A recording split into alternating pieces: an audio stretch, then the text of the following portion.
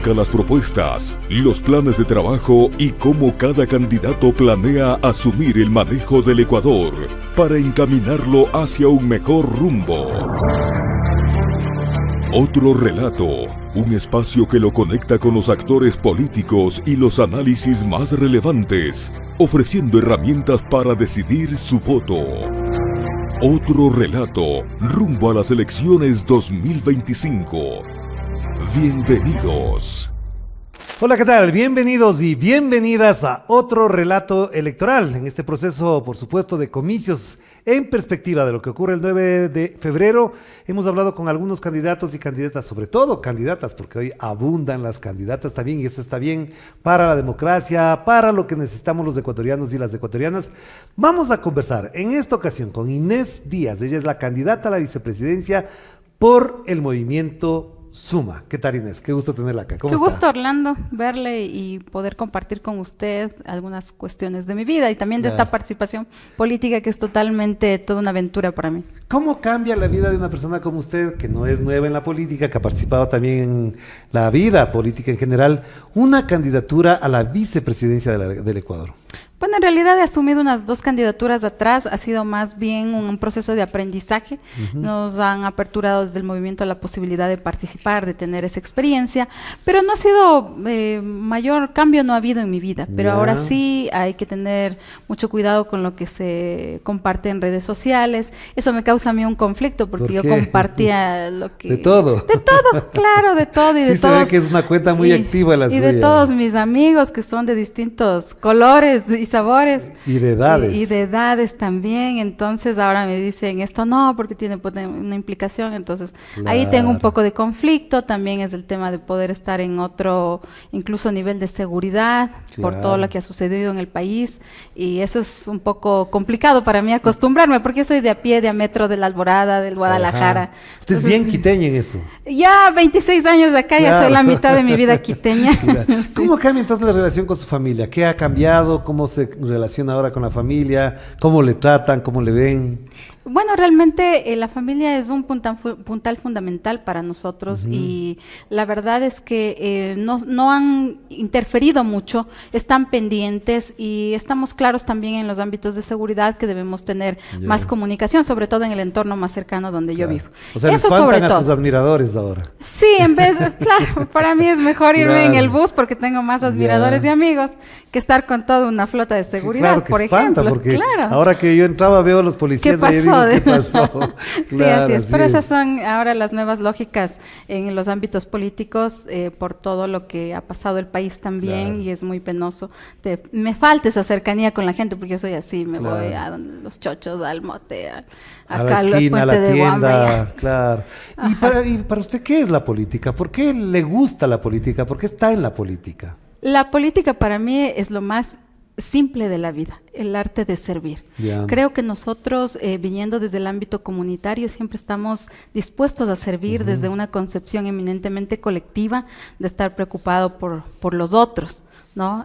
A veces nuestra familia, el ayllu es más ampliado que la familia de sangre. Claro. Entonces siempre nos preocupa las otras personas que están a nuestro alrededor, las otras personas que están dentro del barrio, por ejemplo, en esta dinámica, porque ya no es un ámbito comunitario.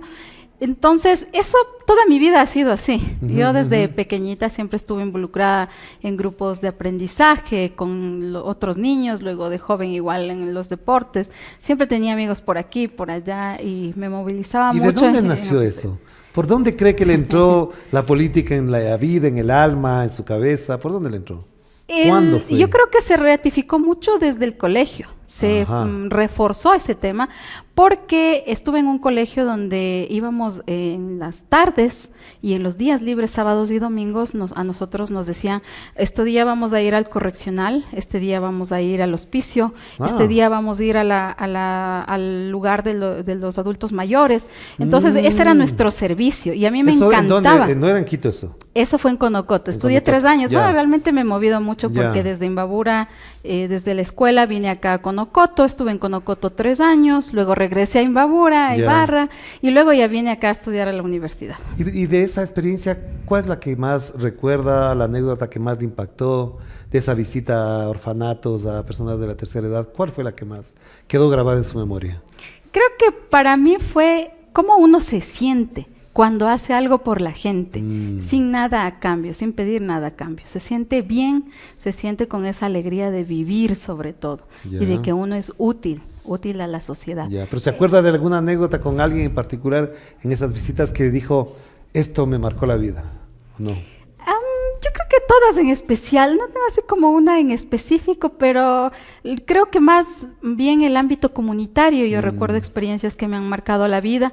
Yo había salido muy joven de Imbabura y vine acá a Quito siendo del pueblo Natabuela.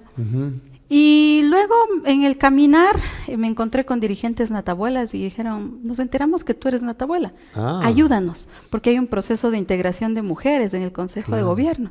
Entonces, pero eso es muy importante que los paisanos le llevan también a donde ellos están, ¿no? Claro, entonces como me dicen, regresa, necesitamos que nos ayuden en un proceso de mujeres, que me pareció súper interesante. No había habido la participación en el ámbito directivo del Consejo de Alcaldes, y dije, genial, lo conversé con mi esposo siempre me dice, si yo le digo, vamos a hacer la caminata de una semana, él dice, bueno, vamos.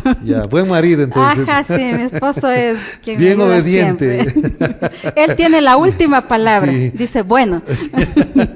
Qué bueno. Entonces, ahí retorné. Creo que eso cambió mi vida totalmente. Recién era mamá primeriza de mi primer niña. ¿Cuántos años tenía usted ahí? ¿Cuántos tendría? No me haga decir. 20. No me acuerdo.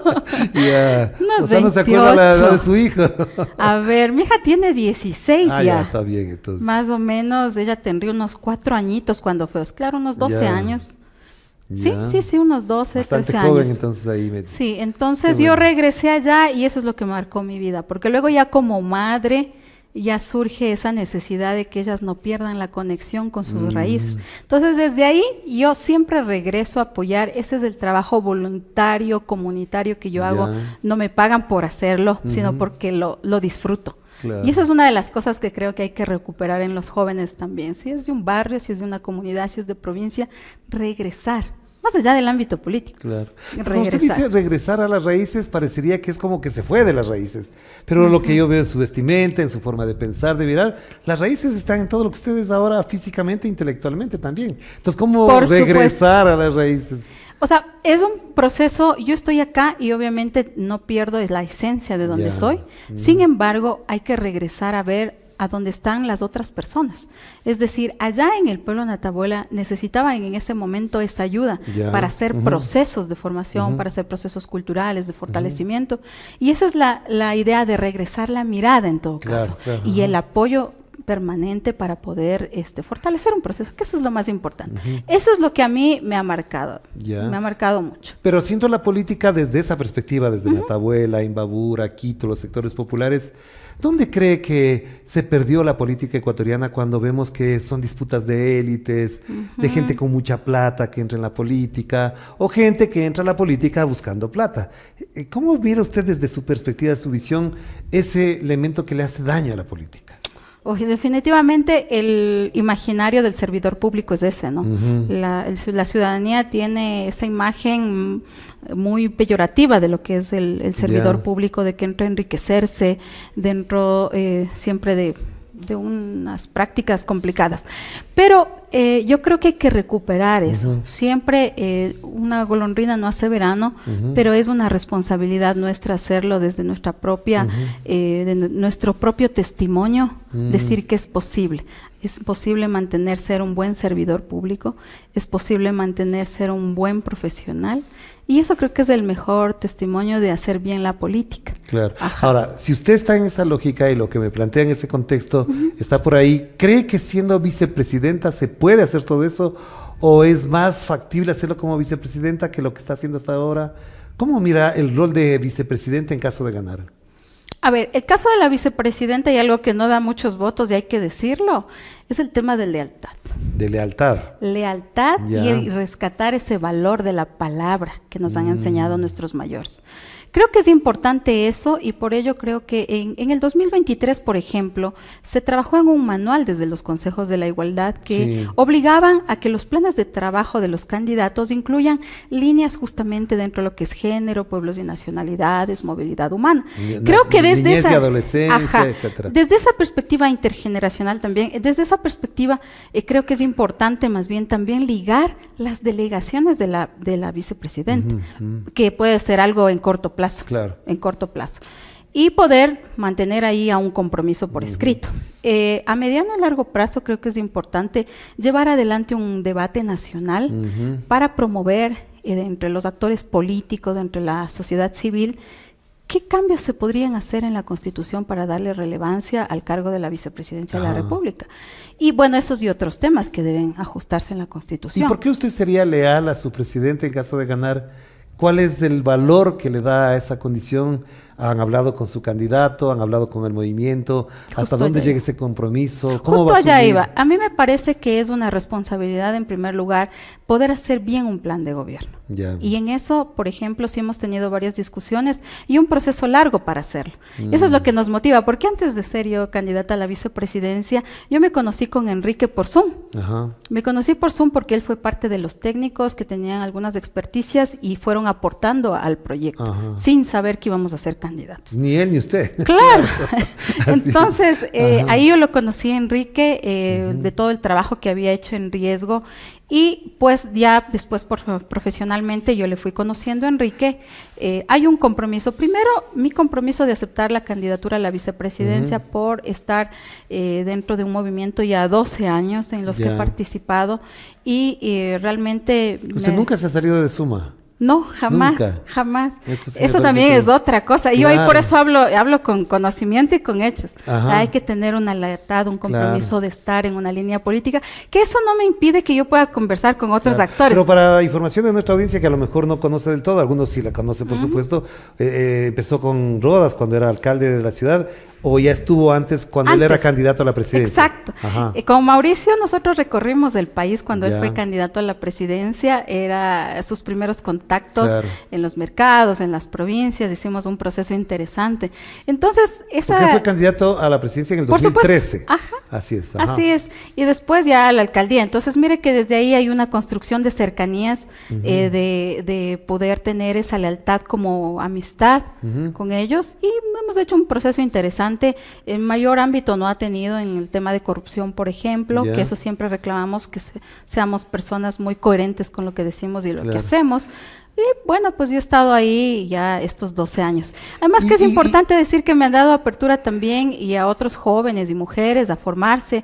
Hay compañeros que están en espacios internacionales, en el ámbito público, pero que regresan a Suma justamente por eso, porque podemos nosotros asumir otros retos que siempre nos motivan en el partido. Pero a ver, Inés, si esa es la lealtad que mantiene con el presidente, si fuese presidente usted y vicepresidenta, ¿cuál sería su tarea? ¿Cuál sería la tarea que le delega o que comparten o que asumen o que han acordado para el ejercicio de la vicepresidencia? Ya, a ver, en primer lugar, nosotros hemos acordado tener un compromiso firme en respetar fundamentalmente la Constitución, en lo que dice los artículos 146 y 149, en respetar esa estructura del Estado donde está el cargo de la vicepresidencia, ¿no es cierto? Entonces, ahí hay que devolverle como la institucionalidad a esta instancia. Esa es una primera acción que nosotros vemos como inmediata. Y en el ámbito de las delegaciones estoy trabajando el ámbito de seguridad, economía y lo que es educación. A nivel general, ¿cuál es la idea de mi rol? Es poder trabajar en el fortalecimiento de la estructura social. Me parece que hay una disgregación de la sociedad en general y es importante fortalecer las estructuras a nivel local que existen en la ciudadanía para poder articular esas estructuras con la estructura del gobierno. Si no se dialogan entre las dos estructuras, podemos tomar desde el gobierno acciones desde el escritorio que no son las mejores y por eso nos va como nos va. Entonces es importante ese diálogo para poder encajar en acciones más pragmáticas. ¿Y qué pasaría si Enrique Gómez a usted le manda de embajadora a Turquía? ¿Qué pasaría en ese caso? Y no creo que pase eso. Tenemos un compromiso de que esos son los ámbitos, lo hemos conversado. La parte social la he puesto en la mesa. Creo que tenemos una buena conexión. Eso creo que fue con el presidente actual un error, porque a veces, y con algunos partidos políticos, Sí. a veces escogen una candidata porque puede ser el adorno de un candidato, o porque ese rato se asomó alguien por ahí. Claro, ajá. En cambio, yo vengo de un proceso, sé muchas Pero no se cosas en el conocían ámbito de la tanto con administración. Enrique antes de esto. No, no nos hemos Entonces, conocido. ¿cuál nivel de confianza podría haber al punto en que cualquier decisión que tomen no sea precisamente solamente por la función, sino por la amistad o por la confianza? Claro, es que, a ver, si es que nosotros hubiésemos aceptado la candidatura con los ojos cerrados de un plan de gobierno que no hubiésemos elaborado, Ajá. tal vez seríamos más lejanos. Sin embargo, Ya. luego de aceptar la candidatura, nosotros hemos hecho una conversación muy seria en poder decir, a ver, Inés, estos son los, a mí me Ajá. querían votar todo el aspecto social. Sí. O sea, que yo quiero... normalmente les dan a las mujeres, que no entiendo muy bien por qué. Exacto. Entonces yo decía, Claro. yo necesito que tú me des un rol en estos tres Ajá, aspectos ajá. que manejo y puedo apoyar. Y además en un ámbito de planificación. Ujú. Entonces me dijo, sí, correcto. A ver, ¿pero por qué? Y yo le iba explicando por qué. Porque también hay que decir cuáles son las experticias donde uno Pero podría ¿no le aplicar. parece a usted lo que dijeron algunas personas de que usted está más preparada para ser presidenta que lo que es su candidato para la presidencia después de lo que se le vio en el debate? Bueno, la verdad es que yo soy muy cristiana y creo que hay Ya. un propósito en esta Ajá. candidatura. ¿Y Y, cuál es ese? y ese propósito es justamente ir sumando voluntades y poder inspirar. No importa el lugar. Mire, Orlando, Ajá. atrás nuestro, junto a nosotros y delante de nosotros, siempre hay personas que inspiramos. Ujú, Y yo aspiro que ojalá la próxima candidata a la presidencia de la República sea indígena. Ya. Sí, Sí, yo de también verdad. espero lo mismo. Ajá. Y de verdad le digo, no es por nada, pero desde hace mucho tiempo yo vengo planteando lo mismo. Pero también la otra cosa es, a propósito de esto, ¿cómo siente usted ser el reemplazo de Calvache y no ser, haber sido la binomio de Jan Topic? Bueno, realmente yo estaba trabajando muy cómoda en ¿En el dónde? municipio de Quito. Sí. Ya, y a veces hay decisiones que toca tomarlas. El movimiento se encontró en una situación coyuntural muy fuerte en el que podíamos quedarnos sin candidatos y vimos la oportunidad de que es importante asumir esta experiencia, esta posibilidad de seguir inspirando a la gente y poder mantener un proceso político. Pero, ¿cómo sienten ustedes desde Suma que no sea Jan Topic el candidato? Que según las encuestas habría sido la tercera vía, incluso con muchas posibilidades de estar en segunda vuelta. Por supuesto, las oportunidades y entramos siendo terceros nosotros, ¿no? Y realmente con Enrique nos toca asumir momentos muy, muy difíciles. Ya. Enrique primero y luego yo. Yo ya sabía que no iba a ir con Jack Topic, que iba a ir Ya. con Enrique Gómez y el reto es así. O sea, no debemos sumarnos, yo creo que en eso los ecuatorianos somos expertos, en no asumir las cosas fáciles. Pero le pregunto esto porque esa candidatura fue anulada por una gestión del presidente de la República en la práctica. Es decir, hubo un ataque, una conducta bastante clarísima de sacarlo de la jugada. ¿Cómo miran ustedes eso? ¿Cómo lo analizan? ¿Hasta dónde esto afecta, por ejemplo, una candidatura como la suya?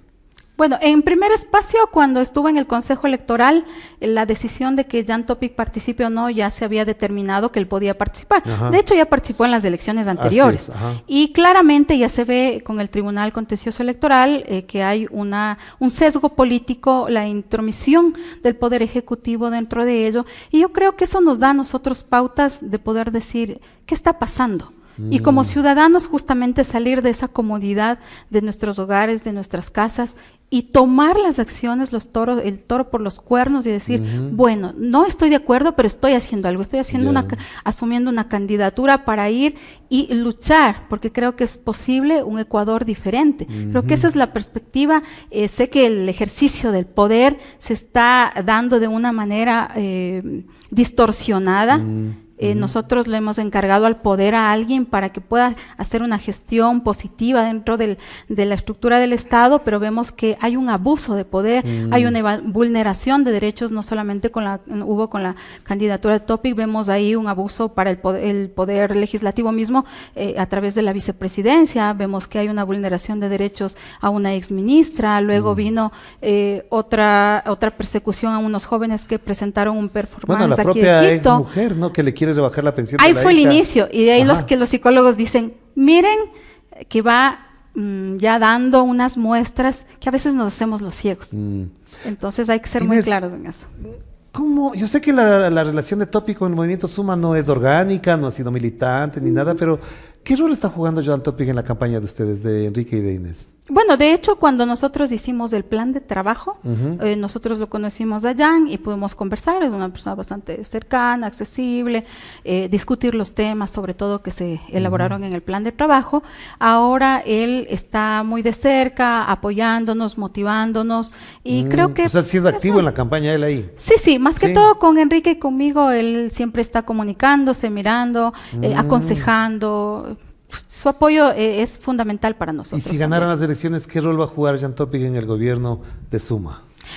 Bueno, si es que él no resuelve ya sus temas personales con sus empresas, le invitaríamos a participar en el gobierno, ¿no?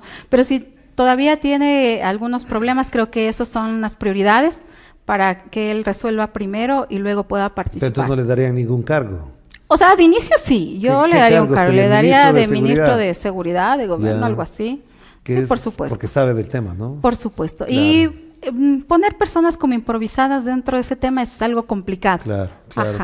Ahora, ¿cuáles son las prioridades de ustedes como binomio en caso de llegar a la presidencia? ¿Dónde están afincadas las estrategias para que el electorado se fije en ustedes y diga, si ellos proponen esto, yo voto por ellos? Bueno, nosotros creemos que es posible generar un tema económico interesante para todos los ámbitos, salud, educación. Necesitamos recursos y creo que hay que replantear una diversificación de la economía. Nosotros le apuntamos al desarrollo de la minería legal responsable. Creo que ahí hay una problemática que los ecuatorianos debemos ser tolerantes en discutirla, porque hay algunos puntos sensibles. Por ejemplo, vemos que el 70% de la minería ilegal está depredando la naturaleza. Pero usted no se va en contra de lo que plantea el movimiento indígena, digo, el movimiento indígena en general, de no al extractivismo, ¿no se ponen en contra de lo que ha planteado la CONAIE, Pachacuti, por ejemplo, en este caso? Uno de los principales errores que cometemos los ecuatorianos es decir no porque no y sí porque sí, y cerrarnos al diálogo. ¿Sí? Entonces yo creo que es importante llevar adelante un diálogo nacional y decir, si digo no porque no, ¿qué estoy aprobando detrás de la minería ilegal? Estoy entonces validando estructuras complejas para el país que nos dan, por supuesto. Y si digo sí porque sí, también no quiere decir que me vaya contra los recursos naturales. En la Constitución tenemos muy específico que en los lugares, por ejemplo, donde hay fuentes de agua no puede estar la minería. Así es. O sea, es algo que no se puede hacerlo, simplemente. Pero debe haber otros lugares donde sí se puede. Entonces, ahí es importante ver esos dos caminos, o queremos que el 70% de la minería que está ilegal, depreda sin control alguno la naturaleza y se lleva un poco de millones de dólares que deberían ser invertidos en los ecuatorianos. Y vemos por otro lado una minería legal responsable que puede cumplir estándares internacionales y nacionales, que tiene un mínimo impacto, porque eso hay que ser muy claros, de que hay un impacto, hay impacto. O queremos un impacto de este tamaño o queremos un impacto menor. Y además, buena parte también de ese discurso ha sido planteado en su momento por Rafael Correa, la Revolución Ciudadana, es que utilizar la minería, los recursos naturales para salir del extractivismo. Por supuesto, y nosotros nos quejamos de que falta recursos. Entonces sí es importante diversificar eso, no estar muy esclavos de la fluctuación de los precios del petróleo, porque baja y nos quedamos con un déficit peor que el que tenemos actualmente. Entonces eso es importante, saber de dónde sacar los recursos necesarios para poder cubrir todas estas necesidades. Cuando dicen, por ejemplo, la educación es gratuita, sí, necesitamos educación gratuita, pero ¿de dónde salen los recursos para sostener esa? Imagínense que ahora no hay ni siquiera personal de seguridad o conserjes en las escuelas. Tienen que pagar los propios padres de familia. Mi hija estudia en una escuela fiscal y tenemos que pagar los propios de familia un conserje. O sea, no puede ser. ¿No? Pero a ver, si es que esa es una de las propuestas económicas, hay una que también es vital en estos momentos, porque el próximo presidente de la República o presidenta de la República va a tener que pagar, si no me equivoco, entre junio y octubre del 2025, más de 3.500 millones de la deuda. ¿Qué van a hacer con ese monto que implica reducir gasto en obras sociales, etcétera, etcétera? Yo creo que hay que ser muy pragmáticos, ¿no? Nosotros, y como cualquier padre de familia, estamos con unas deudas en algunos lugares. Es importante que el Ecuador diga, en este momento no tenemos para pagar. Si no dinamizamos la economía, si no hay circulante hacia adentro, ¿de dónde vamos a pagar, por Dios? Entonces, ¿habría que hacer una moratoria importante, o no? Sí, justo para allá iba. Entonces, la idea es hacer una moratoria de algunos años que deben los especialistas determinar, y en esos años invertir en la infraestructura en el país para que pueda generar empleo. Ya. Si no hay empleo, no hay para la educación de los guaguas, no hay la comunidad de los guaguas. O sea, eso es algo que impacta directamente en la sociedad. Por ejemplo, con el IVA, con el subsidio a los combustibles que tomó decisiones del año pasado el presidente Noboa y que vemos que en la práctica no han servido mucho ni tampoco han dinamizado la economía? ¿Va a bajar el IVA? ¿Qué va a pasar con los subsidios?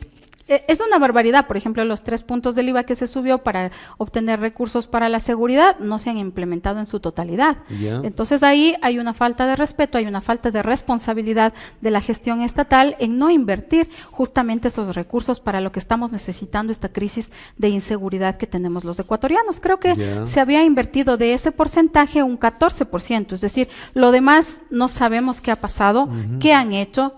Y ahí también se nos está tomando el pelo. Entonces, si mantenemos esos 3 puntos, habrá que analizarlo igual con los especialistas o finalmente lo reducimos y priorizamos un avance económico desde haciendo un diagnóstico este sector. de la situación por actual, supuesto, claro. por supuesto. Cerremos la parte económica solamente con un elemento que es clave. ¿Hasta dónde lo que ha hecho hasta ahora el presidente de la República y quizás posiblemente desde Moreno para acá o más desde Lazo para acá en cuanto al austericidio y al acuerdo con el Fondo Monetario Internacional? ¿Por qué le digo esto? Porque buena parte de la gestión pública no la determina el ministro de Finanzas ni el presidente, sino el Fondo Monetario Internacional. ¿Qué harían ustedes en caso de que llegue una delegación del fondo y les dicen, ustedes hacen esto o no tienen nuestro apoyo? Por eso es importante diversificar la economía, Orlando. Y ese es un punto importante, fundamental, prioritario. Si no tenemos recursos propios, mal nosotros podemos seguir con estos ámbitos internacionales cumpliendo lo que determinan desde el exterior, ¿no es cierto? Entonces es importante ahí básicamente tener esta claridad en la generación de recursos económicos propios para poder cubrir justamente todas estas deudas que tenemos. Pero yo creo que a nivel económico, o sea, sí nos ha golpeado duro, pueden decir en porcentajes, pueden decir los expertos que tal vez hemos subido y bajado. Para nosotros es simple. Un lugar de fritadas en el pueblo de Natabuela, por ejemplo, antes todos los días vendía. Hoy, bueno, luego se vendía sábados y domingos. Hoy por hoy, sábados y domingos es lo mismo. Se vende totalmente un mínimo del producto y estamos con negocios quebrados. Entonces, algo está fallando. Pero eso, ¿cómo lo cambiarían? Justamente la generación de recursos propios a través del desarrollo de una minería legal responsable. Eso creo que es fundamental. ¿Incrementando la producción de petróleo también? En eso hay que ser más eficientes, también puede ser, hay que ser eficientes, hay que planificarlo porque el tema de la transportación hay que optimizarlo y poder tener esa visión de incrementar la producción del petróleo. No quiero dejar de mencionar algo, si no se nos va el tiempo volando, es que la condición de mujer hoy en esta época, en el mundo, en particular en el Ecuador, ya tiene otras características, no está detrás de alguien, tiene un rol más protagónico, pero hay todavía cosas de los derechos de las mujeres, de derechos de género, que no se han conquistado. ¿Usted está de acuerdo, por ejemplo, con que sea el aborto libre? ¿Cree que efectivamente hay ahí un derecho que no está garantizado para las mujeres? Yo tengo principios cristianos muy fundamentados, vengo de una madre evangélica, un padre absolutamente católico, nosotros somos pro vida. ¿Sí? De hecho, dentro de la Constitución y el COIBI está ya detallado en qué casos se pueden concebirse los abortos. Creo que hasta ahí estamos bien. Sin embargo, hasta ahí estoy yo totalmente de acuerdo viniendo de esos principios. Y además, creo que los otros temas hay que discutirlos, pero siempre desde la perspectiva de la defensa de los derechos de las mujeres. Sí, efectivamente hemos conquistado mucho, sin embargo, yo creo que nos falta mucho. Inclusive en este campo de la política, al menos, creo que los partidos políticos deben invertir más en la formación de mujeres jóvenes para que puedan ir asumiendo justamente estos roles, para que tengan experiencia, para que puedan ir preparándose y asumir otros cargos importantes. Y con respecto a la violencia contra la mujer, más lo que se creó la Secretaría de la Mujer en el gobierno de Lazo. El Ministerio de la Mujer, perdón, fue primero una secretaría, después fue ministerio. ¿Qué roles le darían? ¿Hasta dónde tendría efectivamente el peso significativo en la política pública con respecto a los derechos de las mujeres? A veces creo que las soluciones no parten de un ministerio.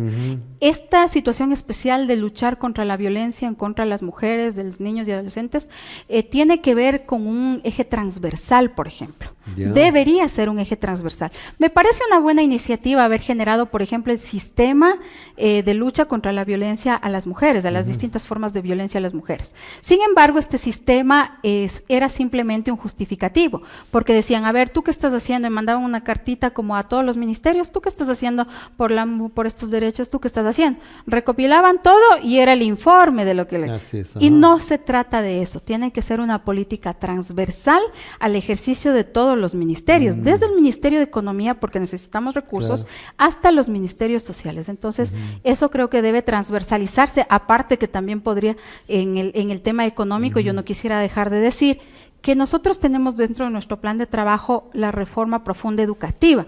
Y en esto de la transversalización a nosotros nos parece fundamental, por ejemplo, cambiar la estructura de la educación en una educación trilingüe. La educación bilingüe, si bien es cierto, en un momento se la logró y actualmente, con datos del censo, con datos de analistas quichuas mismo, no ha avanzado la educación. Entonces, esta acción afirmativa, por ejemplo, se convierte ya en una acción negativa que separa la educación. Discrimina además. Claro, separa, discrimina y no avanza. ¿Y por qué trilingüe? ¿Por qué trilingüe? Porque el Estado es intercultural y plurinacional. Deberíamos dar una lengua materna, el inglés, que es básico, y además especializarnos en el castellano, porque también el español. También es importante. Y ya que mencionó el tema de la interculturalidad, ¿de qué manera en su gobierno, con su binomio, con su gabinete, se van a establecer por fin las políticas interculturales para este país? Porque a partir de la Constitución del 2008 se ha avanzado, sí, bastante, pero todavía no es suficiente. Por supuesto, no decimos que no ha habido un avance, por supuesto hay un avance, pero todo es perfectible. Hemos pasado una etapa en la que ya los derechos están, ahora, ¿cómo vamos implementando? Se han hecho acciones puntuales que vemos que ahora no están funcionando, pero que a nosotros la vamos a tratar desde la transversalidad. También. Es importante, por ejemplo, que el ámbito intercultural, al ser transversal, lo conozcan los funcionarios. Yo digo, mínimamente un ministerio que trabaje en el territorio debe saber pues cuántos pueblos y nacionalidades hay en la provincia X, pero no lo saben. Mínimamente un Algunos gobierno. no saben ni el himno nacional. Por ejemplo, mire, esa es otra de las iniciativas que yo la conozco. Si usted le pregunta a un mandatario que tenemos por ahí, ¿cuál es la segunda estrofa del himno nacional? A lo mejor no sabe. Exacto. Entonces, mire, el himno nacional, yo tengo muchos compañeros comunicadores, se creó un himno nacional en las lenguas del Ecuador. Me cansé de mandarles a todos los ministerios para decirles... ¿Ese se estrenó en la Constituyente? No, es otra. Es otro. Que se generó en el 2023. ¿Ah, sí? Me he cansado de mandarles a todos los ministerios, GATS, amigos, amiguis y todo, pero no lo veo que lo reproducen. Mire que entonces hay un desconocimiento de ese altísimo valor que tiene nuestro país y de esas raíces que nosotros tenemos todos para poder valorar los idiomas que tenemos acá. Pero cuando le hablo de desarrollar la política intercultural, lo que dice la Constitución, por ejemplo, ¿cómo se establecería en el rol de la vicepresidenta? ¿Cómo estaría? En los sistemas de seguimiento. Hay muy pocos sistemas, por decir que no hay ninguno, por ejemplo, para darle seguimiento al cumplimiento de las políticas públicas. En la Secretaría de Planificación, por ejemplo, en el 2023 ya se trabajó una resolución de parte de la Secretaría de Planificación para que las políticas públicas que están establecidas por los consejos de la igualdad sean de manera obligatoria cumplidas en los gobiernos autónomos descentralizados. Entonces ahí, por ejemplo, no hay mecanismos de seguimiento. ¿Quién le dice a usted como gobierno autónomo descentralizado si cumplió o no? Usted presenta su actualización del plan de porque todos los años rinden cuentas, pero ese punto no está. No está. Claro. Porque está recién trabajado desde la aprobación en el 2023. Ahora, ¿cómo formamos o cómo vamos dándole una plataforma a esos sistemas de seguimiento? Porque tenemos una ley muy buena, tenemos las normativas internacionales, tenemos los planes de ordenamiento territorial, podemos dar lineamientos, pero en el cumplimiento no hay esos mecanismos de seguimiento. Y eso, por ejemplo, es una de las cosas que yo he conversado con Enrique, le digo, yo necesito trabajar en esos sistemas de seguimiento para que se cumplan. ¿Y tiene el equipo para eso? Por supuesto, por supuesto. Porque ya viene con esa experiencia usted también. Muchos expertos que conozco que han trabajado en ese sistema y lamentablemente a veces son subutilizados. Pero siendo así como usted lo plantea para ir cerrando entonces, hay dos dificultades ahí. unos hablan de que el Estado es muy grande, que es muy obeso y por eso las políticas de austericidio. Si usted tiene un equipo grande le van a decir que no esté gastando más en personal porque eso es volverle al Estado obeso, etcétera, etcétera. ¿Cómo va a armonizar entre las necesidades de equipos técnicos que hagan de la burocracia un servicio público y lo otro que le exige normalmente la derecha, que es el austericidio, que no se hagan más gastos en el sector público? Mire, ahorita Orlando yo le acabo de decir que hay que trabajar en una plataforma de seguimiento. Por lo Una tanto, plataforma digital. Ajá. Yeah. Por lo tanto, hay que también equilibrar eso. Por un lado también, y conociendo desde el ámbito público, hay muchos funcionarios sumamente valiosos, pero habría otro personal de talento humano que hay que evaluarlos. O cualificar. Cualificar en todas las instituciones públicas y también en los gobiernos autónomos descentralizados. Creo que debe existir un mandato para evaluar. Incluso hay estándares internacionales que podemos aplicar y que podemos evaluar cuáles son las instituciones que valen la pena y cuáles las que no son. Creo que por ahí en esa reestructura nosotros debemos entrar. Y luego de eso, también integrar todo lo que es una capacitación a los funcionarios para integrar elementos tecnológicos. Mire, ahora tenemos hasta inteligencia artificial. Claro. Yo recién estoy aprendiendo eso por una cuestión de estudios que me parece... Pues está mal utilizando en la campaña ahora. Increíble, sí. Increíble. Entonces, estoy recién aprendiendo, pero necesitamos ir aprendiendo todos los años, todos. Tengo que hacerle dos otras preguntas para cerrar, que se nos va volando el tiempo.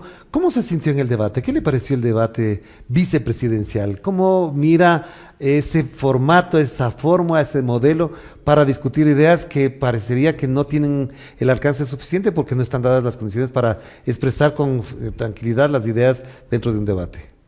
Bueno, yo creo que el formato del debate fue bastante amigable, podría decirlo así. No se interrumpió a las candidatas sobre... No se insultaron, no se ofendieron. No, para nada. Bueno, de hecho contrario, le decían Carmita, no sé qué. Bueno, realmente yo llegué al último, como la última candidata, con Enrique llegamos al último. Pero ellas ya se habían organizado para solicitar el debate de la vicepresidencial. Entonces, me sumé en algunas reuniones, ya no puedo sumarme en todas, y creo que es un proceso interesante. Me pareció a mí, más bien, más allá del formato, que no contó con el apoyo necesario. Y me da mucha pena porque el Consejo Nacional Electoral se suma al último. Se suma al último a querer imponer algunas cosas con su equipo. Por otra parte, el gobierno nacional determina que los medios públicos no van a estar en el debate, que me parece algo totalmente loco, porque son medios públicos de todos los ecuatorianos, no son medios de una persona. La Radio Pichincha, que es medio público, transmitió completo, así entonces, que por ahí sí estábamos salvados. Sí. Al inicio habíamos dicho que va a ser en TC Televisión y luego TC dijo, es que no nos permiten. Claro. Entonces, eso a mí me dio más pena. Ahora, la otra pregunta que yo tengo es, hasta ahora se ha vuelto ya casi que un lugar común que va a haber fraude y que al único que van a dejar ganar es al señor Daniel Noboa Acín. De hecho, para afirmar esto, hice una investigación, busqué más información y efectivamente la auditoría de la Contraloría con respecto a las elecciones del 18, o sea, la consulta, las elecciones del 21, tienen muchos defectos e incluso pistas de que pudo haber habido un fraude en las elecciones del 21. ¿Cómo ustedes van a enfrentarse a una posible acción de esta naturaleza si todo el mundo está hablando de eso? Bueno, yo ahí creo que quienes entren en el poder, podemos ser nosotros, cualquiera, es importante que vayan encaminando una reforma profunda dentro de la estructura del Estado y las funciones que existe aquí. Por ejemplo, en la función electoral, creo que debemos determinar tiempos para que las autoridades estén. No me parece mal que pueda asumir por un tiempo, pero también es necesario cambiar de autoridades. Cuando una autoridad se queda por mucho tiempo, y en el argot popular dicen, si te quedas más de 2 años, coges maña en un trabajo. No, y creo que es así en lo político. Creo que hasta los 4 años, como se ha determinado en la Constitución, está bien, pero de ahí debe siempre haber un recambio incluso generacional. Pero y eso es importante ya están promover. Las mismas autoridades, entonces ¿qué vamos a hacer? O sea, ustedes, ¿qué garantías tienen de que el resultado electoral corresponda a la realidad del sufragio popular? Nosotros lo que estamos apelando es que nosotros como ciudadanos tengamos una conciencia en votar. Yo creo que ahí, como usted, como conocedor e investigador, mira que en los últimos días los ciudadanos definimos por quién votar. Claro, ¿sí? Prácticamente en la urna decide el 18% de la gente, sí. Perfecto. Entonces, eso es algo que no debe suceder y por lo tanto estamos haciendo un llamado a esa corresponsabilidad ciudadana de poder entender que es necesario que nosotros nos enteremos de cada uno de los candidatos, qué están diciendo, porque algunos dicen un plan copiado de hace 500 años, entonces, ¿qué están diciendo? Los planes de gobierno están ahí, en la página web. Capaz muchos no pueden acceder, pero muchos otros sí pueden hacerlo. Pero no tenemos ese compromiso con el país como ecuatorianos de poder dar un seguimiento a los candidatos, de saber quiénes son, y por eso yo rescato mucho estos espacios donde podemos conversar, donde podemos decir lo que somos, decir lo que pensamos y lo que hemos planificado hacer, si es que la ciudadanía logra darnos esa oportunidad de servir al país. Y la última pregunta, que quizás ya la tiene preparada la respuesta, es ¿qué va a pasar, qué va a hacer si pierden las elecciones? Porque las encuestas dicen que ustedes tienen casi que el 1% de los votos. Si perdería, ¿cuál va a ser el futuro inmediato, posterior de Inés Díaz? Mira, Orlando, yo vengo de un trabajo de siempre. Esta cuestión electoral para mí es una coyuntura, es un momento muy importante en el que debo dejar una huella para otras personas, no necesariamente del partido político, sino mucho más amplio en pensar en mi país. Y pues por lo demás yo regreso a mis actividades de gestión cultural, de gestión institucional, vuelvo a mis actividades de asesoría en ámbitos incluso normativos. Entonces yo estoy tranquila porque claro, no, esto es un momento nada más. Pero entonces me queda otra preguntita corta, nada más la respuesta. ¿Cuál es el mayor aprendizaje suyo durante esta corta campaña? ¿Qué es lo que más ha aprendido? A ver, que a mí el ámbito político partidista me cuesta, porque el ámbito de la política como tal me gusta. La dinámica, la lógica. La lógica de poder tener esos protocolos y no poder decir a veces lo que uno piensa y tener que guardar los protocolos es lo que más me desespera. Porque uno es de la gente que cuando dice las cosas como son, si no le gusta se va, si le gusta se quedan.